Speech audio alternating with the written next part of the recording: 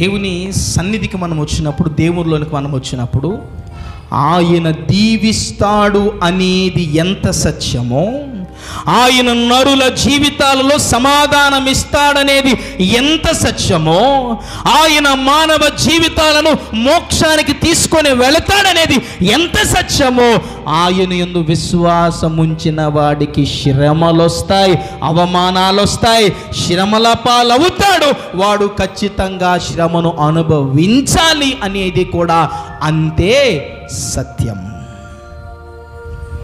శ్రమలు లేకపోతే అసలు మనం క్రైస్తవులం కాదండరా. శ్రమలు లేకపోతే మనం విశ్వాసులము కాదు. అందుకే ఒక భక్తుడు పాట రాశాడు, బ్రతుకు బండికి సుఖదుఖాలే చక్రాలు, దేవుడే జతపరిచిన వరాలు. అందులో రాస్తూ, క్రైస్తవ జీవితమే పోరాటము, బ్రతకడా నీకెందుకింత రాటము.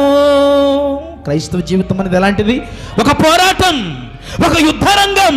అవమానాలు, కష్టాలు, ఇరుకులు, ఇబ్బందులు వస్తాయి. ఒక యోసేపును చూడు తల్లి, ఒక దావీదును చూడు తల్లి, ఒక అబ్రహామును చూడు తల్లి, ఒక ఇస్సాకును చూడు తల్లి, ఒక మోషేను చూడు తల్లి. ఎందరో భక్తులు ఉన్నారు, వారందరినీ చూడమ్మా. వారు మన పితరులుగా ఉన్నారు. ఒక యోసేపు దగ్గరికి మనం వెళ్ళిపోతే అన్యాయంగా వెలివేయబడ్డాడు. తన అన్నలే అసూయపడి యోసేపును చంపే ప్రయత్నం చేశారు. చావగొట్టి తీసుకెళ్లి గోతులో పడేశారు. చేయని నేరానికి కూడా యోసేపు శిక్షను అనుభవించాడు. అందుకే శ్రమ అనేది క్రైస్తవుడికి ఒక వరం.